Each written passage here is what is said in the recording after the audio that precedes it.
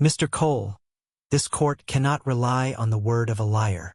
The gavel struck once, and every breath in the county family courtroom seemed to stop. David Cole stood behind the defense table in a faded work shirt, one hand reaching too late as his 9-year-old daughter, Mia, stepped forward with her old music box pressed to her chest. She placed a wrinkled envelope on Judge Evelyn Hart's bench. Malcolm Price moved fast. "Your Honor, that is not in evidence." Mia's voice shook. "Mom said to bring it when they doubted Daddy." 3 hours earlier, the courthouse hallway smelled of floor wax, raincoats, and coffee that had been sitting too long on a clerk's desk. David sat on a wooden bench outside courtroom 4B with his elbows on his knees, turning his wedding ring slowly around his finger. His hands were rough from wire, drywall dust, and years of holding things together that other people never saw breaking. Beside him, Mia held the music box in both hands, the chipped blue paint worn pale where her thumbs had rubbed it every night since Sarah died. Across the hall, Richard Vale stood in a charcoal suit that looked untouched by weather, speaking softly with Malcolm Price. Richard's silver hair was neatly combed, his voice low, almost grieving, the kind of voice that made strangers believe he had come here only to protect a child. Malcolm adjusted a leather folder under his arm and glanced once at David's boots, then away, as if poverty were something that might stain the marble. David noticed. He said nothing. He only leaned closer to Mia and tucked a loose strand of hair behind her ear. "You don't have to be brave for me," he whispered. Mia looked down at the music box. "I'm being brave for Mom." The courtroom opened with a scrape of wood and a deputy's tired voice calling their names. Inside, fluorescent lights buzzed above the rows of benches, and the American flag stood still in the corner like it had seen too many families come apart under polite language. Judge Evelyn Hart entered with a crisp black robe and a face composed by years of difficult decisions. She did not look cruel. That was what made it hurt more. She looked careful, professional, convinced that the papers in front of her had already told most of the truth. Malcolm began first. His tone was respectful, almost sorrowful, as he described David as unstable, financially strained, frequently absent at night, and unwilling to cooperate with Mia's maternal family. He placed a cropped photograph onto the evidence monitor. David asleep in the driver's seat of his old truck, head tilted toward the window, face gray with exhaustion. A murmur moved through the room. Richard lowered his eyes like a man ashamed to expose someone else's failure. David looked at the photo and swallowed, but he did not interrupt. Judge Hart studied the image, then studied him. "Mr. Cole," she said, "before this court considers temporary placement, I need one honest answer. Were you asleep in that vehicle while your daughter was inside the hospital alone?" David's jaw tightened. Mia's small fingers stopped moving on the music box. Malcolm's pen clicked once, too quickly. David stood, slow and steady, his chair legs whispering against the floor. "No, Your Honor," he said. "She wasn't alone." Judge Hart's eyes hardened just a fraction. "Then where were you?" David glanced at Mia, then at the photograph that showed only the truck window, not the hospital entrance beyond it. His voice dropped. "Outside, so she could sleep beside her mother." For the first time, Judge Hart's pen stopped moving, because in the corner of the cropped photo, barely visible beside David's sleeve, was the edge of a white hospital parking tag Malcolm had not mentioned. The white hospital parking tag sat at the edge of the photograph like a small thing no one had been meant to notice. Judge Hart leaned forward just enough for the fluorescent light to catch the lenses of her glasses, but Malcolm Price was already on his feet, smooth as polished stone. "Your Honor, the question was whether Mr. Cole left his daughter unattended, not whether a parking decal happened to be present." Richard Vale lowered his chin, his hand resting over his heart in practiced concern. David did not argue. He only looked down at Mia, whose thumb had found the chipped blue corner of the music box again, rubbing it the way children rub a bruise they cannot explain. The courtroom smelled faintly of old paper, damp wool, and the bitter coffee cooling near the clerk's monitor. A ceiling vent clicked, then hummed, and somewhere behind them a woman whispered, "That poor little girl, not poor David, not poor family." Poor little girl. As if the man standing beside her had already failed the only job God had left him. Malcolm walked toward the evidence screen with measured steps. Mr. Cole works nights. Click. Payroll sheet appeared. Mr. Cole earns irregular income. Click. A bank summary, redacted so heavily it looked like a page full of black bandages. Mr. Cole has no retained counsel. Click. A photograph of David's apartment building. The brick faded, the fire escape rusted. One window repaired with tape at the corner. These are not insults, Malcolm said gently, turning to the judge. They are realities. David's hands tightened once at his sides, then relaxed. He had repaired panels in houses bigger than that courtroom. He knew how wires could burn inside a wall while the paint still looked clean. Malcolm was doing the same thing with words. Richard rose slowly when called, his suit brushing against the bench with a soft, expensive sound. I loved my daughter, he said, voice breaking in all the right places. And I love my granddaughter. I am not here to punish David. I am here because Sarah would have wanted Mia safe. Mia flinched at her mother's name. David noticed before anyone else did. He shifted half a step closer, not touching her, just becoming a wall she could lean toward if she needed one. Malcolm saw it and smiled sadly, as if even tenderness could be entered into evidence against him. Mr. Vale, he asked, did you attempt to help Mr. Cole financially after Sarah's diagnosis? Richard nodded. Several times. And did he accept that help? No, a soft murmur moved through the gallery. Malcolm let it breathe. So while medical bills increased, while Mia needed stability, while Sarah was dying, Mr. Cole refused support out of pride. David lifted his eyes. It wasn't pride. Then what was it? Malcolm asked. Judge Hart looked at David over the top of the file. This was the moment a louder man would have accused Richard, exposed old family arguments, dragged Sarah's last months into the open and made everyone bleed for balance. David only swallowed. Sarah asked me not to trade decisions about Mia for money.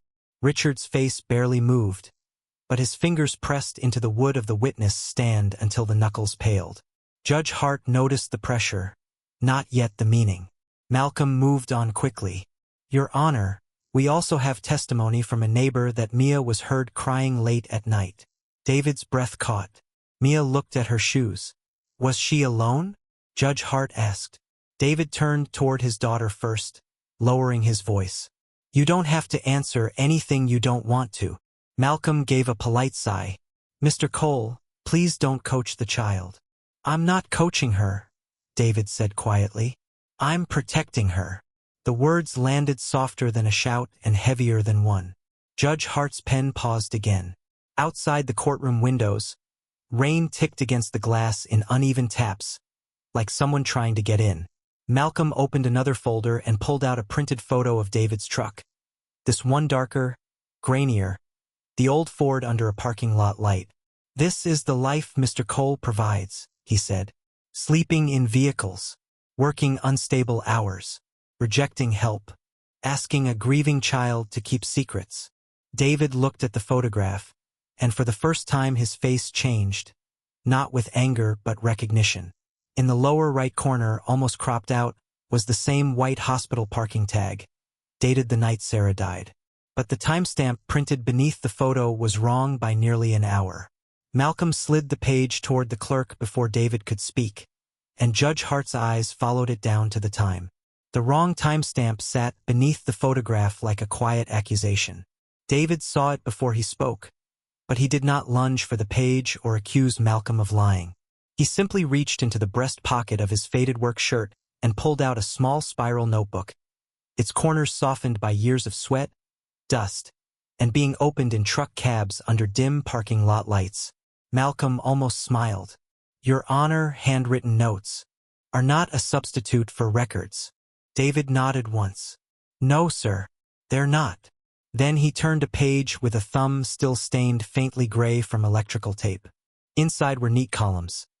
Dates, hours, job sites, hospital payments, and little marks in blue ink whenever Mia had a school event he refused to miss. The courtroom did not move. Even the rain against the window seemed to soften. David looked at the judge, not pleading, not performing. I keep this because when Sarah got sick, I started forgetting things. Not the big things. The small ones. Medicine pickup. Lunch money. Which bill could wait? Which one couldn't? Mia's hand slid into his. Her fingers were cold. He closed his around them without looking down, as natural as breathing. Judge Hart watched that small movement longer than she watched the notebook. Malcolm stepped closer, his voice still polite. And yet none of these notes were provided in discovery. David looked toward Richard for half a second, then away. I gave copies of the hospital bills to Mr. Vale's office after Sarah passed. I thought they were helping organize things. Richard lowered his eyes. Not in guilt, not fully. More like a man adjusting a mask that had slipped in the heat. Malcolm lifted his folder. There is no record of that. David did not answer him. Instead, he opened the notebook to a folded receipt tucked between 2 pages and smoothed it carefully on the table, as if rough hands could still treat paper with respect. It was a hospital payment receipt, creased down the center, the ink faded but readable. On the back, in pencil, was a child's crooked drawing of a bird. "Mir leaned closer. I drew that in the waiting room," she whispered. "Mom said it looked like a potato with wings." A breath of painful laughter almost rose in David's chest, but it broke before becoming sound.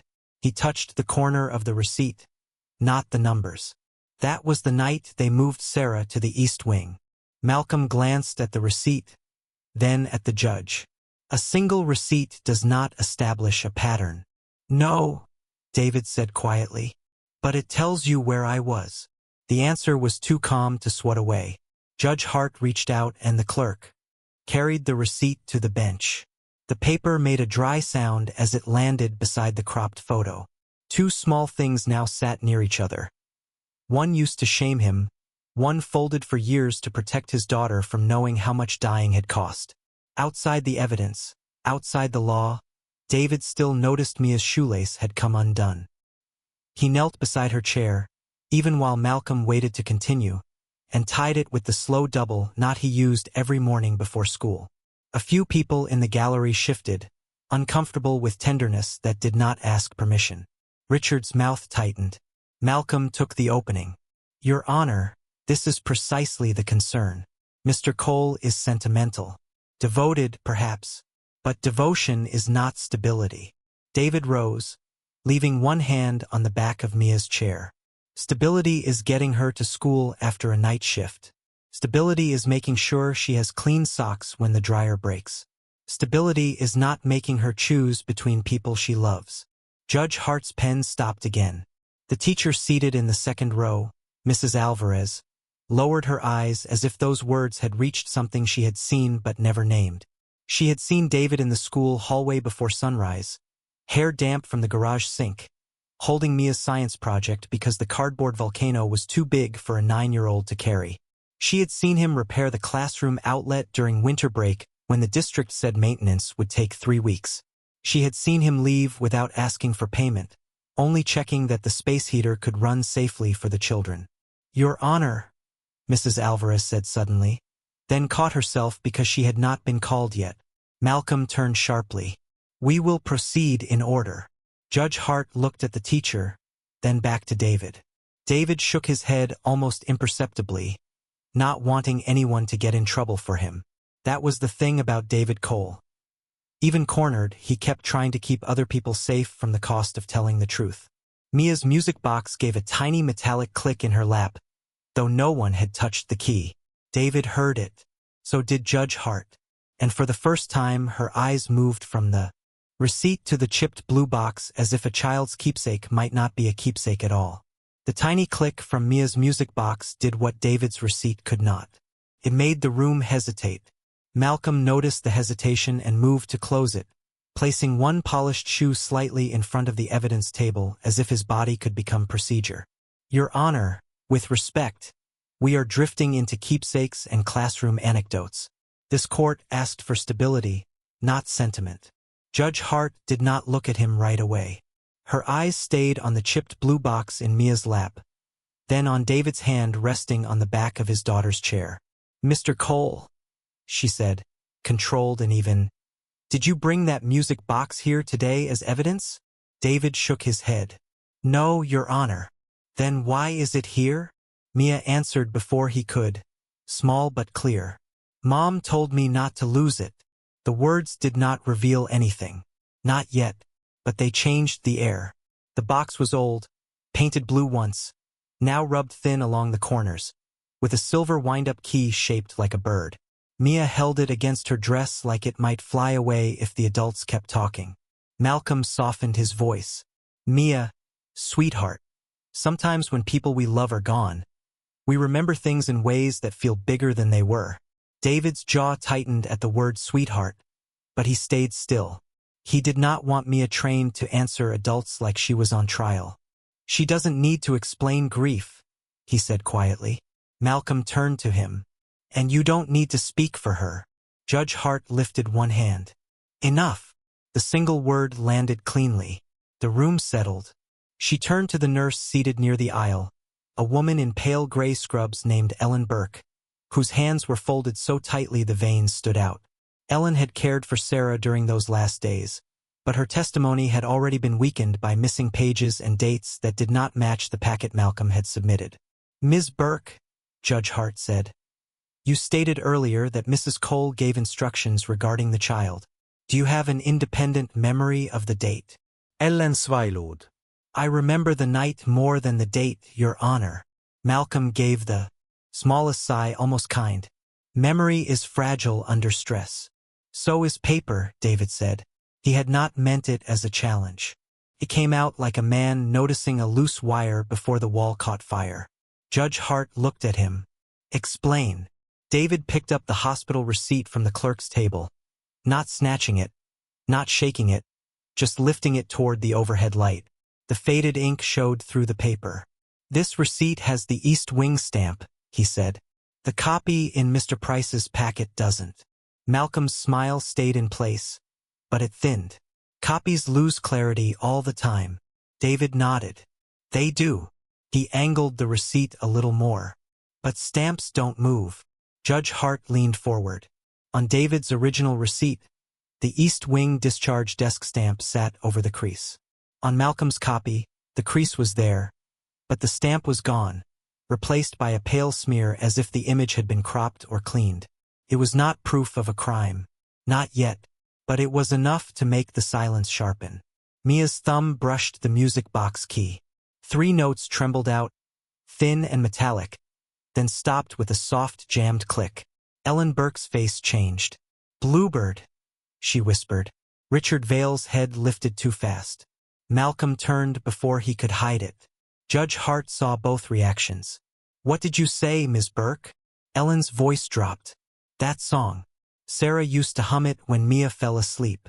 Mia looked up at David. "Mom said Bluebird only sings when people stop listening."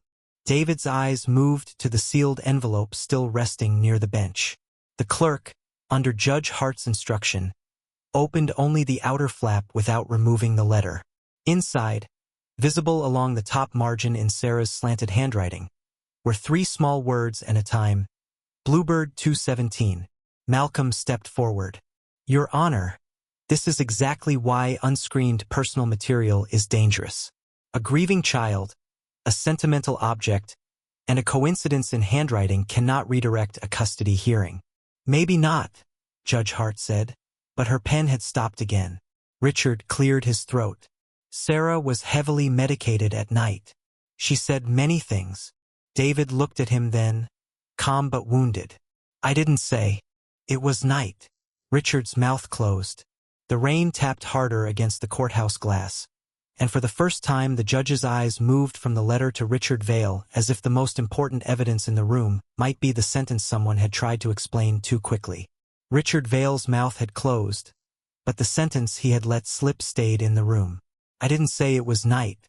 David had spoken those words softly, without triumph, and somehow that made them harder to dismiss.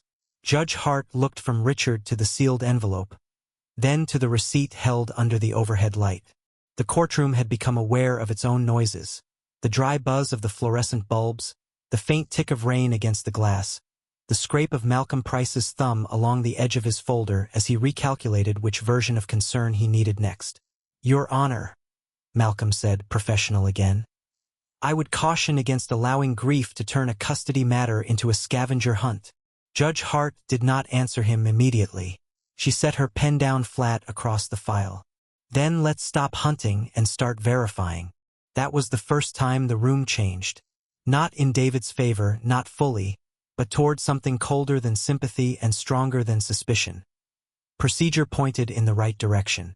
Malcolm's lips parted, then closed. Judge Hart turned to the clerk. "Request the original parking lot footage from County General for the night Mrs. Cole died. Preserve any hallway footage from the East Wing between 1:45 and 2:30 a.m. And I want metadata, not screenshots." Malcolm stepped forward. "Your Honor, that could take time." "Then we will take time." David felt Mia's hand loosen slightly inside his. Not relief. Not yet. Just one small opening in the wall.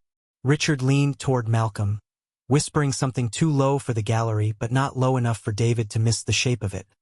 "Don't make it worse." David looked down at the old music box, its silver bird key angled slightly crooked after the 3 notes had jammed.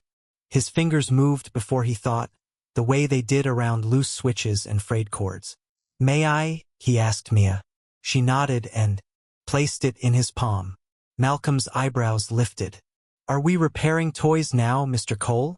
A few people shifted uncomfortably, almost ready to laugh because it was easier than feeling the tension. David did not look up. "No," he said. "I'm making sure it doesn't break in her hands." He turned the little box over gently. There was dust in the seam, a thin line of lint near the hinge, and a tiny dent where the blue paint had chipped down to bare wood. He did not force it open. He only eased the key backward half a turn, then stopped when the spring resisted. "It's wound too tight," he murmured, like somebody kept trying to make it play after it was already stuck. Mia whispered, "I didn't." "I know," David said at once. No doubt, no lecture, no adult suspicion placed on a child's shoulders. Judge Hart watched him say it. She watched Mia breathe again. Then the side door opened and a deputy handed the clerk a printed response from County General's records office, followed minutes later by a tablet showing the parking lot footage queued under seal. The image was grainy, bluish, washed by rain and sodium lights. Malcolm stood straighter. Richard folded his hands. On the screen, David's old Ford rolled into the hospital lot at 2:05 a.m., headlights dim, wipers moving tiredly across the windshield. Not a bar, not a liquor store, not some unknown street where a careless father slept through his child's need. County General, East Wing entrance. David did not smile. He looked at the screen as if seeing the worst night of his life returned without permission.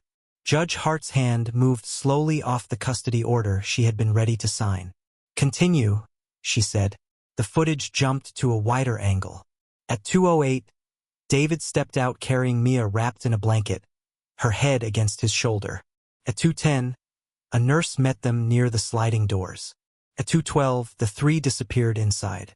Malcolm cleared his throat. "This only establishes location." "Yes," Judge Hart said, eyes fixed on the timestamp. "It does." There was no warmth in her voice, and that made Malcolm stop. David looked toward Ellen Burke, the nurse, who had one hand over her mouth now, remembering.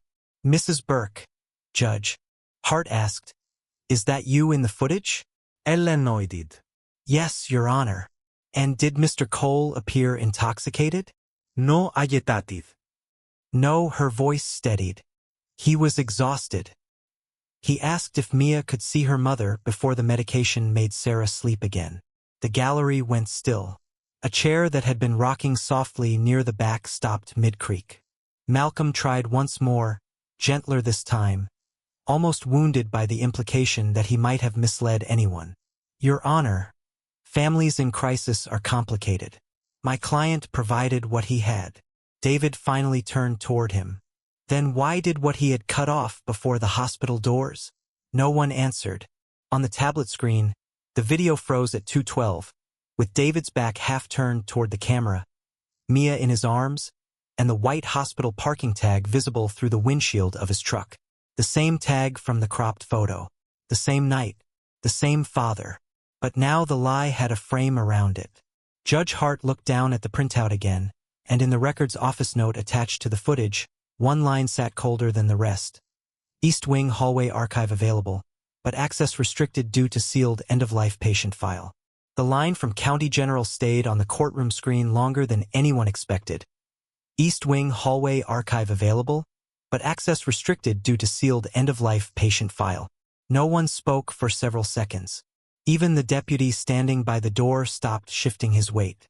Judge Evelyn Hart folded her hands together, her eyes fixed not on David, but on the chain of evidence beginning to form in front of her. A cropped photograph, parking tag, a hospital receipt, a security recording. None of them proved everything. Together, they refused to fit the story she had been given. Malcolm Price cleared his throat with careful restraint. Your Honor, sealed medical records exist for a reason. We should not turn this proceeding into an inquiry beyond the scope of custody. His tone remained respectful, almost protective, but it arrived a heartbeat too quickly. Judge Hart noticed. Mr. Price, she said evenly, this court also has an obligation to determine whether material evidence has been omitted. Malcolm lowered his eyes. Of course. It was the first time his confidence sounded rehearsed rather than natural. David looked toward Mia before looking anywhere else. She had stopped trembling. She still held the music box with both hands, but now it rested quietly in her lap instead of being clutched against her chest. He gently brushed a loose thread from the sleeve of her sweater. Such a small gesture, almost invisible inside a courtroom. Yet Judge Hart watched it longer than she watched Malcolm's carefully chosen words. She had spent years hearing parents promise love under oath. Quiet habits often revealed more than speeches. The courtroom clerk returned carrying a thin gray envelope marked County General Medical Records. A red stamp across the front read, Court Access Authorized. The envelope had clearly been opened once before and resealed with newer tape. Judge Hart's eyes narrowed almost imperceptibly. Who resealed this? She asked. The clerk checked the chain of custody sheet attached to the back. Hospital Records Department. Approximately 3 weeks ago, Your Honor. David said nothing. Malcolm answered instead. Hospitals frequently update certified copies. Judge Hart did not respond. She slowly removed the contents. Several treatment summaries appeared first. Then medication logs. Then billing statements David had never seen in this form.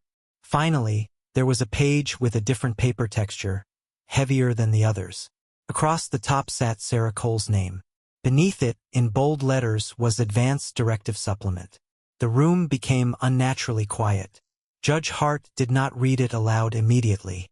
Instead, she compared the page numbers.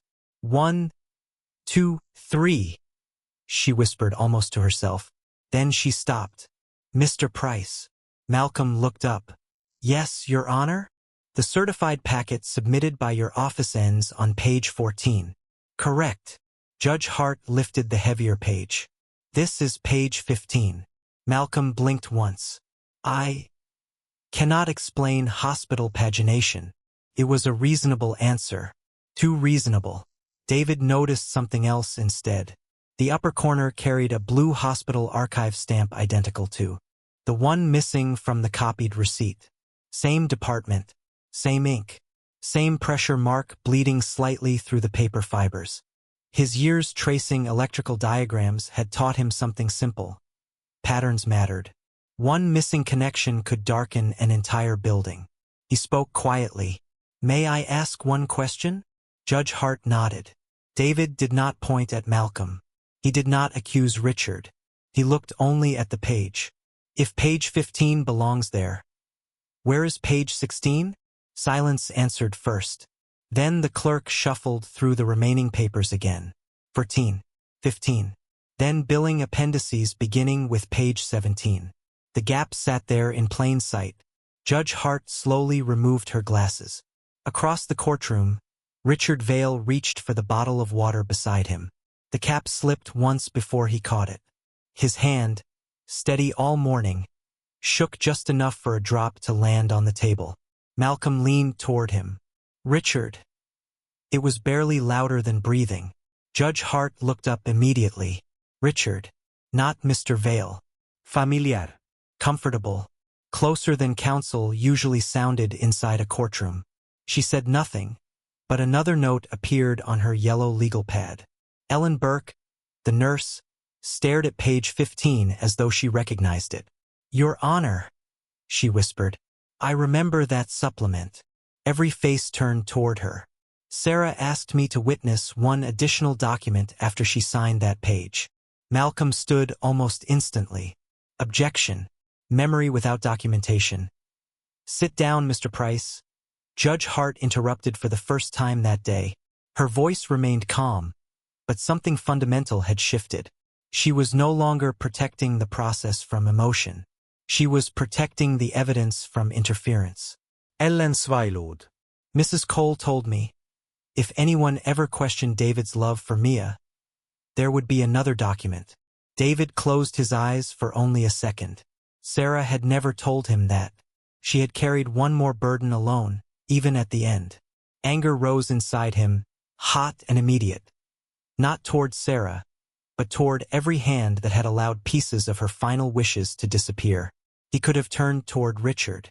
He could have demanded answers. Instead, he opened his eyes, reached over, and quietly straightened the music box where it had begun sliding toward the edge of the table. Mia smiled faintly, relieved by something as ordinary as her father making sure nothing precious fell. Judge Hart watched that too. Then she looked back at the incomplete hospital file lying open between them like a bridge with one missing plank. "This matter," she said slowly, "is no longer small enough to resolve in chambers." The courtroom reopened after lunch with a different kind of silence. Not the impatient silence of people waiting for a case to move along, but the heavy quiet of a room that had realized the floor beneath it might not be level. David Cole entered with Mia beside him, her small hand inside his, the chipped blue music box tucked against her sweater. He did not look like a man arriving to win. He looked like a father who had slept too little, prayed too quietly, and decided not to move an inch farther from the truth. Judge Hart took the bench without ceremony. The sealed envelope rested near her right hand. The hospital file lay open before her, page 15 visible, page 16 still missing. Malcolm Price rose first, smoothing his tie as if fabric could restore order. "Your Honor, after consultation with my client, we believe the most compassionate path is to pause these proceedings and resolve temporary placement privately. Mia has already endured enough." Richard Vale bowed his head at the perfect angle. "I only want peace for my granddaughter." For a moment, the words almost worked. They sounded gentle. They sounded adult. They sounded like mercy. A few people in the gallery shifted, relieved by the possibility that the ugly thing might be hidden again behind a conference room door. David felt Mia's fingers tighten. He looked down, then back at the judge. "Your Honor," he said. "Peace that buries Sarah's words isn't peace." Malcolm's face remained calm, but the corner of his jaw pulsed once. Judge Hart turned to David. "What are you asking this court to do, Mr. Cole?" David laid his spiral notebook on the table, then the hospital receipt, then the parking lot still, with the white tag visible in the truck window. He did not scatter them like weapons. He placed them carefully in order like pieces of something broken that still deserved repair. "Not revenge," he said. "Just daylight." The phrase settled over the room. Judge Hart nodded to the clerk. "Proceed with the evidence already identified. In sequence." The first item was the envelope, the same one Mia had placed on the bench when the judge called her father a liar. The clerk read the outer handwriting only, "For Mia, when they doubt your dad." Mia stood behind David now, not at the witness stand, not alone, simply close enough to feel his sleeve against her knuckles. The second item was the timeline. Service log. David left the garage at 1:43 a.m. Garage invoice. Emergency repair for a county general maintenance van. Unpaid balance waived by David. Parking footage. David arrived at 2:05. Hallway camera request pending full access. Malcolm rose halfway. The waived invoice may speak to generosity, but it does not speak to custody. Judge Hart looked at him. It speaks to where he was and what he was doing, Mr. Price. That was the first crack the public could hear. Richard's hand moved toward his water bottle again, then stopped. The third item was the hospital file. Page 15. Page 17. No, page 16. Malcolm offered a careful explanation. Hospital packets often had duplicate numbering, scanning errors, administrative gaps. It was reasonable enough to make the room uncertain again. Then David looked at the chain of custody sheet attached to the file. His eyes narrowed, not with suspicion alone, but with the practical focus of a man used to reading panel labels in half-light. "Your Honor," he said, "may I ask why the reseal tape covers the staple holes?" The clerk lifted the file. Judge Hart leaned forward. The old staple marks sat outside the new tape, meaning the packet had been opened, rearranged, and sealed again after it had first been assembled. Malcolm stopped breathing for half a beat. It was not a confession. It was not the final proof. But it made his explanation wobble in front of everyone. Judge Hart's voice dropped. "Clerk, preserve that file. Exactly as it is." Mia touched the music box key with one finger. It did not play this time. It only clicked. Ellen Burke, the nurse, stepped forward when called and confirmed what she had remembered. Sarah had given her the box and said Mia would know when to bring it. Malcolm objected to memory. Judge Hart overruled him. Richard whispered, "This is too much for the child." David turned, calm and tired. "Then stop making her mother's truth fight through adults." No one answered that. Judge Hart looked at Mia gently. "Mia, you do not have to speak about anything painful. Do you understand?" Mia nodded. "I only know Mom said give the box to Daddy when people wouldn't listen." David closed his eyes for a second. Then he accepted the music box from her with both hands. Under the clerk's supervision, he turned it over. The chipped blue bottom had a hairline seam near the hinge, almost invisible beneath worn paint. David did not force it. He pressed where the wood had warped slightly, the way a man checks a loose switch plate without breaking it. A hidden panel slid open with a dry little scrape. Inside, wrapped in a small piece of hospital cloth, was Sarah Cole's old phone. Sarah Cole's old phone lay in the clerk's gloved hands, wrapped in hospital cloth that still carried a faint yellow stain from antiseptic. The screen was cracked across one corner, dead black until the clerk connected it to a court charger. For a moment, nothing happened. Then a pale battery symbol appeared, and every person in courtroom 4B seemed to lean toward the same small rectangle of light. Malcolm Price stood very still. Richard Vale stopped pretending to read the file in front of him. Judge Hart looked at the margin of Sarah's letter. "Bluebird 217, she said. The clerk entered the passcode slowly. "Bluebird 0217. The phone opened. No one breathed loudly enough to be noticed. Inside was one saved audio file titled "For Mia, If They Try." Judge Hart did not touch it right away. She looked at David first. "Mr. Cole, this may be painful." David's face had gone pale, but his voice stayed steady. "It already was, Your Honor." He turned to Mia, kneeling just enough to bring his eyes level with hers. "You can cover your ears if you want." Mia shook her head and held the music box against her chest. "I want to hear Mom tell the truth." David swallowed once and stood behind her, one hand resting lightly on her shoulder, not holding her there, just letting her know she had a place to lean. Judge Hart nodded to the clerk. The audio began with static, a soft hospital beep, and the thin sound of Sarah trying to breathe without letting anyone hear how much it hurt. Then her voice came through, fragile but unmistakably clear. "My name is Sarah Cole. If this is being played, then someone has questioned David as a father." A sound moved through the gallery, not a gasp exactly, more like the room had been touched by cold water. Sarah continued, "David did not abandon us. He worked nights because I asked him not to sell our home. He paid what he could. He slept outside my room so Mia could have the chair beside me. He refused my father's money because the money came with a condition: custody." Richard's hand slid off the table. His wedding band finger struck the wood with a dull tap. Malcolm glanced at him, then down, and for the first time all day there was no sentence ready in his mouth. The recording crackled. Sarah coughed. In the silence between breaths, the buzz of the fluorescent lights became enormous. "Dad," Sarah's voice said, and Richard closed his eyes as if the word itself had found him. "If you love Mia, do not turn my daughter into a prize you can win. Do not make David look poor so you can look safe. He is not polished. He is not powerful. But he stayed. Every night he stayed." Mia's fingers tightened around the music box until the little silver bird key pressed into her palm. David did not look at Richard. He looked at the floor, his face breaking quietly, not from defeat this time, but from being defended by the woman he had spent a year trying not to burden. The audio shifted, fabric brushing against the phone. Sarah's voice lowered. "If they call David a liar, let them hear me." That was when the room went silent in a way no gavel could command. No whispered judgment. No chair crack. No page turn. Even Judge Hart sat, motionless, one hand resting on the custody order she had nearly signed. Malcolm opened his folder, then closed it again because paper could not argue with the dead when the dead had brought receipts, timestamps, hospital tags, and a missing page behind them.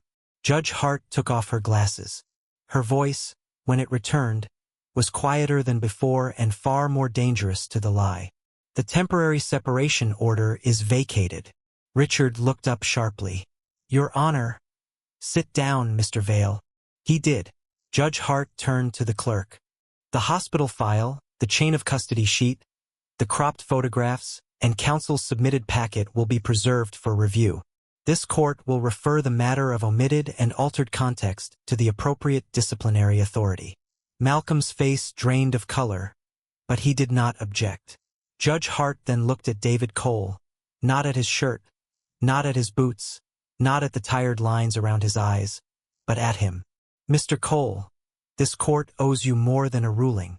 It owes you respect." David's hand remained on Mia's shoulder. He did not smile. He did not raise his chin in victory. He only whispered, "Sarah just wanted our daughter safe." And as the old phone screen dimmed between them, the question hanging over the courtroom was no longer whether David Cole deserved to be believed, but what kind of man he would choose to be now that the truth had finally given him power. The courtroom did not applaud. It emptied the way a church empties after a funeral, quietly, with people looking down at their shoes because they had seen too much truth to keep pretending they were only spectators. The clerk collected the old phone, the cropped photographs, the hospital file, and the chain of custody sheet into separate evidence sleeves. Malcolm Price stood at his table with both hands flat on the wood, his expensive pen lying where it had rolled and stopped. Richard Vale remained seated longer than anyone else, no longer wearing grief like armor, only carrying it like a man who had mistaken control for love. Judge Hart signed the corrected order with slow, deliberate strokes. David Cole was recognized as Mia's lawful guardian under Sarah's written directive. The temporary separation was gone. The file would be amended. The evidence packet would be reviewed. Any future visits with Richard would be supervised by a family counselor until Mia felt safe enough to choose more. Not because David wanted punishment, but because Mia deserved protection without being asked to hate anyone.